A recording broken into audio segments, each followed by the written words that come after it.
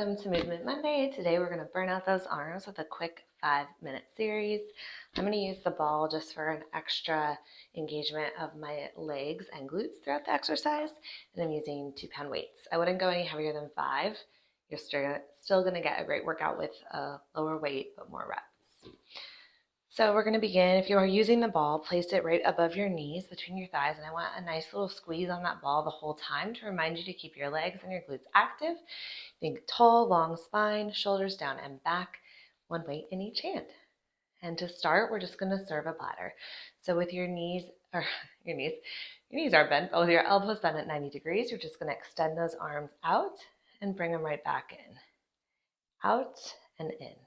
And as you're doing this, remember that core should be engaged. Think belly button to spine, tall spine, so energy shooting out the top of the head, tops of the feet pushing into the base of the floor, and a light squeeze on that ball. And we're just extending and bending, stopping right when your elbows hit your rib cage.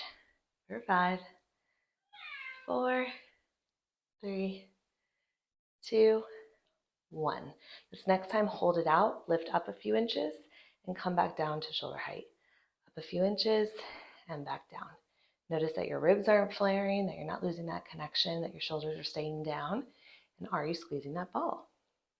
For 6, 5, 4, 3, 2, and 1. From here, I want a slight bend in those elbows, almost like you're hugging a big beach ball or a tree. We're going to have our fingertips touch. You're going to open only those far as the weights are staying in your peripheral, and then come back. So this is your hug a tree. Again, think shoulders down, core engaged, a light squeeze on that ball, and a light bend in those elbows. For 6, 5, 4, 3. Make sure you're not going back too far with those elbows. Don't want to squeeze the shoulder blades together. And 1. You can take a little rest, shake it out. From here, we're just going to go to a row, chest row. So arms out straight. You're going to pull back in, think like a wide push-up. Elbows wide. And pull. And pull. For 6, 5. Are you staying tall? Core engaged? Are you squeezing the ball? 2. Should you feel this in those shoulders? And 1. Now I want you to sit back. Your glutes should still be hovering, but you're going to sit back with a flat back, almost on the diagonal. Put both weights in one hand and make like a sort of diamond position. Come up to your forehead, and you're going to extend and come back in for your tricep push. Now make sure you're not arching your back. It should be a flat back. Think glutes really sticking out. That'll help work them. Slight squeeze on that ball. For 6, 5, 4, 3, 2, and 1. Take a slight rest, reset, roll those shoulders out.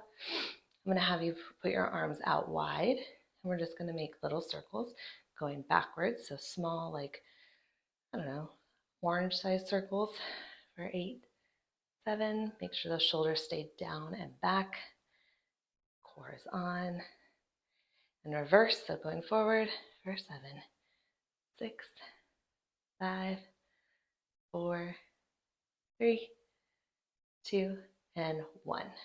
For your last one, we're going to a little rotation in. So I want those arms out straight. As you pull back with the right arm, you're going to look over your right shoulder towards that elbow and come back to center. And other side, left elbow. This should solely be coming from the rib cage, so your hips should stay pointing forward. And it's just a upper twist.